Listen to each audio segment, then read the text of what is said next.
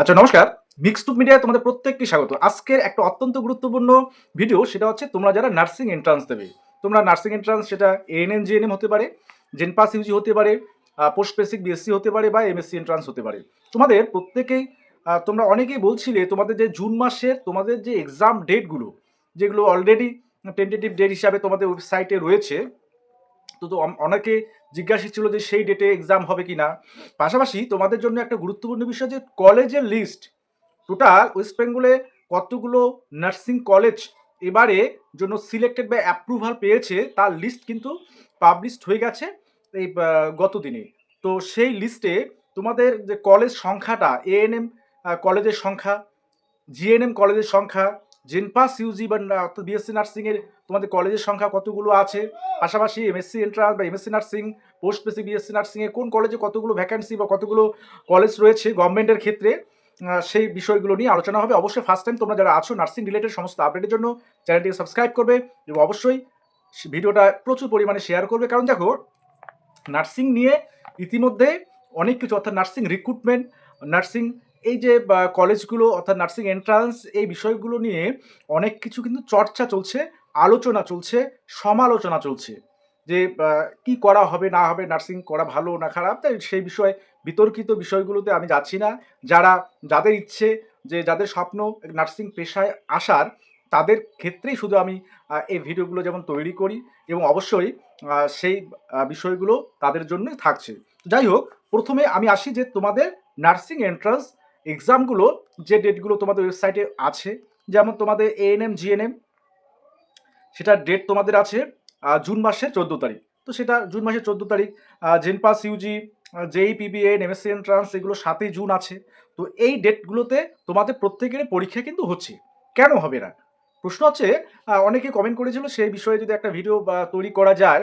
তো আমি বলছি, সংশয়টা কিসের? জুন মাসের 7 তারিখ বা 14 তারিখে যে এন্ট্রান্স এক্সামগুলো তোমাদের ফিক্সড করা আছে, সেগুলোতে কি সমস্যা? কিছু সমস্যা থাকার কথা নয়, যেহেতু এটা সরকার থেকে পাবলিশ করেছে ডেটগুলো। সে গভর্নমেন্ট চেঞ্জ হয়েছে ঠিক আছে, কিন্তু তাই বলে এক্সাম ডেটগুলো, যেমন মাধ্যমিকের রেজাল্ট যে ডেট ঘোষণা হয়েছিল সেই ডেটে অলরেডি দিয়ে দেওয়া হয়েছে। তো তোমাদের এক্সাম নিয়েও কোনো সমস্যা হবে না। এক্সাম তোমরা অবশ্যই সেই ডেটগুলোতেই আশা করি হয়ে যাবে। ওকে।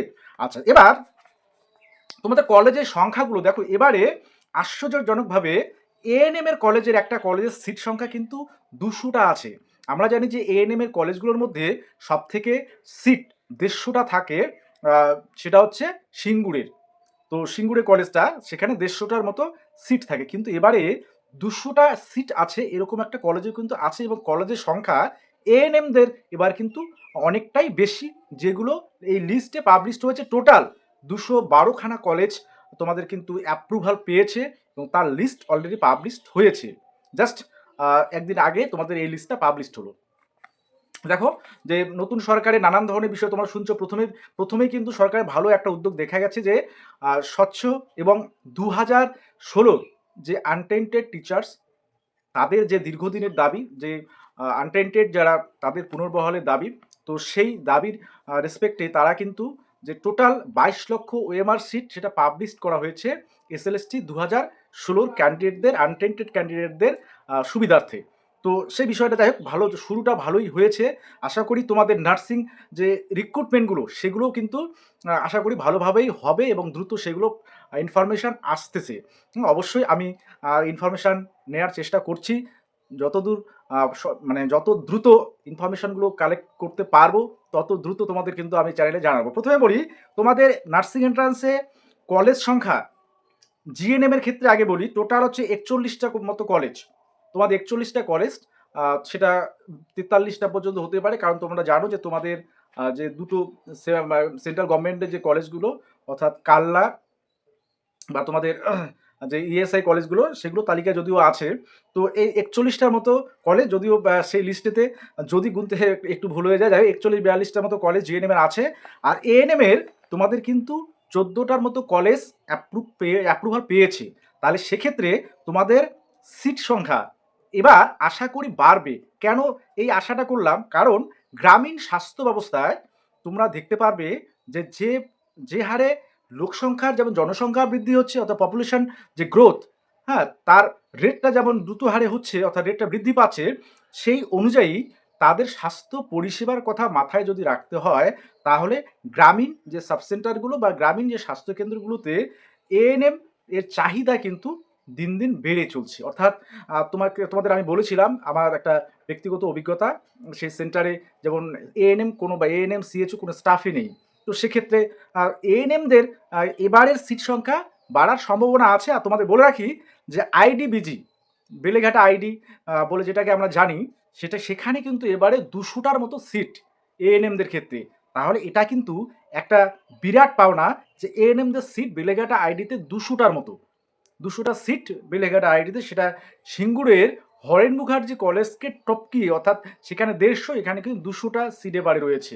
তো যাই হোক, এরপরে বিএসসি নার্সিংয়ের টোটাল কলেজ সংখ্যা যেটা আমি গুনে দেখলাম 24টার মতো, হয়তো এদিক ওদিক একটা দুটা হতে পারে, তোমরা ভালো করে একবার সেই বিষয়টা চেক করে নেবে। তো প্রত্যেকটা এন্ট্রান্স, এই যে এন্ট্রান্সের ক্ষেত্রে কলেজ সংখ্যা পাবলিশড হয়েছে। তোমাদের এমএসসি এন্ট্রান্স বা পোস্ট বেসিক বিএসসি নার্সিংয়ের ক্ষেত্রে যে কলেজগুলো হয় সেগুলো টোটাল তালিকা রয়েছে, গভর্নমেন্ট বা প্রাইভেট, টোটাল 212টা কলেজের লিস্ট আছে। ওকে, এবার তোমাদের প্রিপারেশন আশা করি ভালো চলছে, কারণ সময় বেশি নেই। মে মাস প্রায় অর্ধেকে চলে যাচ্ছে। হ্যাঁ, তারপরেই জুন মাসেই তোমাদের কিন্তু এন্ট্রান্স এক্সামগুলো একে একে কন্ডাক্ট করা হবে। এবং তোমাদের অবশ্যই বলে রাখি যে জেন্টপাস ইউজিতে যে নতুন যে সিলেবাসটা, অর্থাৎ তোমাদের নতুন যে হেলথের সিলেবাসটা অ্যাড হয়েছে, সেই বিষয়টা নিয়ে তোমরা কিন্তু একদম সিরিয়াস হবে। এবং সেখানকার কিছু গুরুত্বপূর্ণ বিষয় আমি যেমন একটা ক্লাসে তোমাদের বলেছিলাম, তো সেই বিষয়গুলো কিন্তু অবশ্যই ভালো করে দেখে যাবে। বিশেষ করে জেন্টপাস ইউজিদের ক্ষেত্রে তোমাদের যে সেই ভ্যাকসিনেশন থেকে শুরু করে হেলথ রিলেটেড যে সাবজেক্টটা নতুন টপিকটা অ্যাড হয়েছে, সে বিষয়ে 20 নাম্বার থাকছে। অবশ্যই প্রত্যেকের জন্য আগাম শুভেচ্ছা রইল। এবং যে সংশয়টা তোমাদের ছিল যে আদৌ এই যে পরীক্ষাগুলো সময় মতো হবে কিনা, সেটা নিয়ে আর কোনো সংশয় নেই। যে পরীক্ষাগুলো যে ডেটে টেন্টেটিভ ডেটগুলো দেয়া আছে, সেটাই সেই ডেটেই হবে, এটা নিয়ে আর কোনো সংশয় নেই। ওকে, অবশ্যই প্রিপারেশান বা প্রস্তুতি তোমাদের কিন্তু জোর কদমে এই কয়েকটা দিন ভালো করে করতে হবে। যারা হয়তো বা ভাবছো যে পিছিয়ে যাবে, পিছনোর কোনো কারণ নেই এখানে। তোমাদের প্রত্যেকেরই ওই ডেটেই আশা করি, যদি কোনো অঘটন না ঘটে, তাহলে ওই ডেটগুলোতেই ফিক্সড হচ্ছে, এটা আমি তোমাদের বলতে পারি এইটুকু। ঠিক আছে, তো অবশ্যই প্রত্যেকে ভালো থাকবে, সুস্থ থাকবে। এবং যদি কারো কোনো কোয়ারিজ থাকে, তো নার্সিং এন্ট্রান্স রিলেটেড বা তোমাদের নার্সিং যে recruitment related, CHO recruitment related, RRB recruitment related, তো যে কোনো ধরনের কোয়ারিজ থাকলে অবশ্যই কমেন্ট বক্সে কমেন্ট করে জানাবে। আমি যথাসাধ্য তোমাদের উত্তর দেওয়ার চেষ্টা করব তোমাদের কোয়ারিজগুলো। ওকে।